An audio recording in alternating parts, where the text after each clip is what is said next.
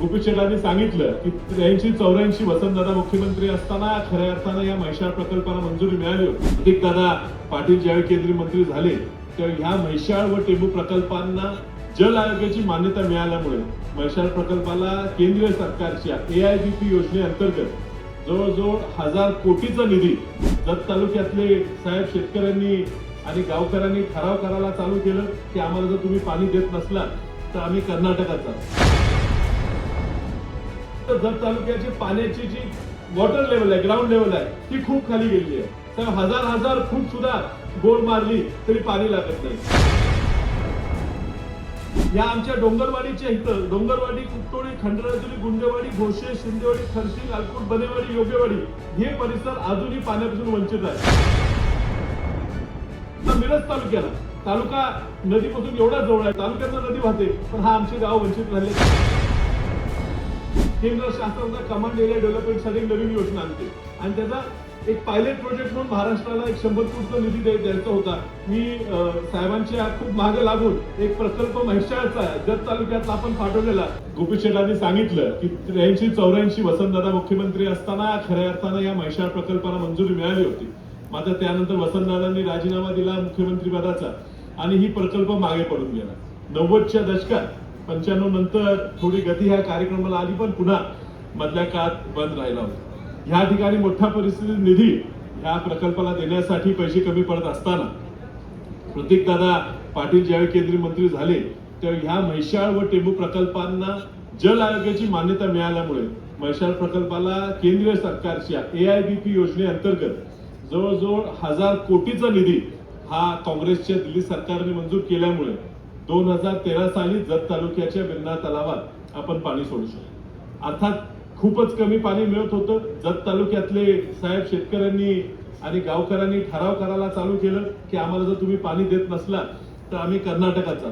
आणि त्यामुळे खूप जनरेट्याच्या पाठिंब्यामुळे ह्या ठिकाणी सरकारने त्यावेळी निर्णय घेतला आणि जवळजवळ 900-950 कोटीच्या ह्या 2 योजना, एक पाणी जत मध्ये न्यायचं आणि पुढे वितरित करायचे 2 योजनेचं टेंडर झालं आणि पैसेही तुम्ही चांगले उपलब्ध करून दिल्यामुळे काम चांगल्या पद्धतीने सुरू आहे. मात्र जत तालुक्याचा भाग धरत असताना साहेब फक्त 38%च ह्या प्रकारे इरिगेशनचं पोटेन्शियल या ठिकाणी कव्हर करण्यात आलेलं आहे. आणि आता आमदार साहेबांनी सांगितल्याप्रमाणे ह्या ठिकाणी तिसरी पाईप आणि ही होण्यासाठी जल आयोगाची मान्यतेची किंवा त्या पाणी वाटपाची काय अडचण असली तर आम्ही आज देश पातळीवर बघत असताना जर आपण कर्नाटकाचा प्रश्न बघितला तर कर्नाटकात कुठली स्कीम डिझाईन करत असताना ते फक्त 150 दिवसासाठीच प्लॅन करतात. आपली म्हैसाळचा प्रकल्प हा 270 दिवसात 5 TMC पाणी न्यायचा प्रकल्प असल्यामुळे त्याची जी आपली क्युसेकची क्षमता आहे ती थोडी कमी आहे. तर ह्याला नियोजन करताना साहेब आपण जल आयोगाकडून मान्यता घेऊ शकतो. टेंभूचा प्रकल्प पुढे गेलेला आहे. ह्या जल आयोगाच्या मान्यतेचा अजून प्रस्ताव गेलेला नाही. तो पाठवत असताना तो जर 150 दिवसात 5 TMC पाणी न्यायचा आपण जर प्रकल्प केला तर ह्या ठिकाणी कमी वेळेत जास्त पाणी येता येईल. आणि ज्यावेळी पुराची परिस्थिती आमच्या कृष्णा नदीत होते त्यावेळी पुराच्या काळात अतिरिक्त दिवस तो योजना पुराचा असल्यामुळे चालवून ह्या ठिकाणी जास्तीत जास्त पाणी देता येईल. ह्या तालुक्याचं जत तालुक्याची पाण्याची जी वॉटर लेवल आहे, ग्राउंड लेवल आहे, ती खूप खाली गेली आहे. तर हजार फूट सुद्धा बोर मारली तरी पाणी लागत नाही. त्यामुळे येणाऱ्या ह्या पावसाळ्यात आपल्याकडनं जर हे त्याच्या आधी हा स्कीम पूर्ण करून पावसाळ्यात सुद्धा जास्तीत जास्त येणार आहे त्या पाईपलाईन मध्ये सुद्धा जेवढं जास्तीत जास्त पाणी त्या ठिकाणी आपण देऊ शकू त्यातनं ह्या ठिकाणचं वॉटर टेबल जे आहे ते थोडं वर आलं तर पर्क्युलेशनने पाणी सगळीकडे पोहोचता येईल. साहेब ह्या बरोबर आपण आता आलायच म्हणून या आमच्या डोंगरवाडीच्या इथं डोंगरवाडी, कुपटोळी, खंडराजुरी, गुंडेवाडी, घोषे, शिंदेवाडी, खरशी, लालकोट, बनेवाडी, योगेवाडी हे परिसर अजूनही पाण्यापासून वंचित आहे. तिथं डोंगरवाडीत तुम्ही एक उपसा योजनेचं जर नियोजन केलं तर त्यातनं त्या परिसराला जो वंचित राहिला मिरज तालुका नदीपासून एवढा जवळ आहे, नदीतनं तालुक्यातनं नदी वाहते, पण हा आमचे गाव वंचित राहिले. त्यासाठी थोडे पैसे लागणार आहेत. आणि त्याचबरोबर आमच्या माझ्या मतदारसंघातल्या कडेगाव गावातले रायगाव, शाळगाव, अपशिके, कोतोडे, त्याचबरोबर कराडगावच्या शामगाव ह्या गावात सुद्धा फक्त 100 कोटी जर तिथं उपलब्ध झाले तर थोडी लिफ्ट होऊन त्या ठिकाणी सुद्धा आपण पाणी देता येईल. साहेब पुढचं सुद्धा नियोजन कॅट डेव्हलपमेंटचं म्हणजे कमांड एरिया डेव्हलपमेंटचं जे आहे केंद्र शासनाचा कमांड एरिया डेव्हलपमेंटसाठी नवीन योजना आणते आणि त्याचा एक पायलट प्रोजेक्ट म्हणून महाराष्ट्राला 100 कोटीचा निधी द्यायचा होता. मी साहेबांच्या खूप मागे लागून एक प्रकल्प म्हैसाळचा जत तालुक्यातला आपण पाठवलेला.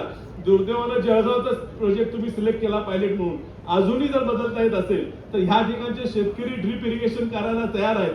तर जत तालुक्याचा तो कॅटचा 100 कोटीचा प्रोजेक्ट आणि त्यानंतर तो चांगला होणाऱ्या प्रोजेक्टसाठी तुम्ही जर पाणी उपलब्ध करून पैसे उपलब्ध करून दिले तर निश्चित ह्या तालुक्याला कष्टकरी लोक आहेत साहेब, कष्टात दिवस काढलेले आहेत, यांना पाणी मिळालं तर निश्चित साहेब चांगली पिकं उगवून आपल्या महाराष्ट्राच्या अर्थव्यवस्थेसाठी एक चांगली कामगिरी करू शकतील.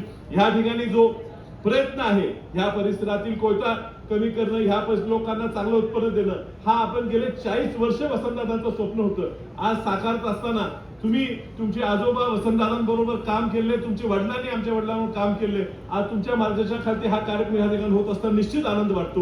आणि त्यामुळे तुम्ही पूर्ण लक्ष सांगली जिल्ह्याकडे आमच्या सगळ्यांकडे द्यावं ही तुम्हाला विनंती करतो. आणि काय वेळ कमी असल्यामुळे माझं भाषण आटोप घेतो. नमस्कार.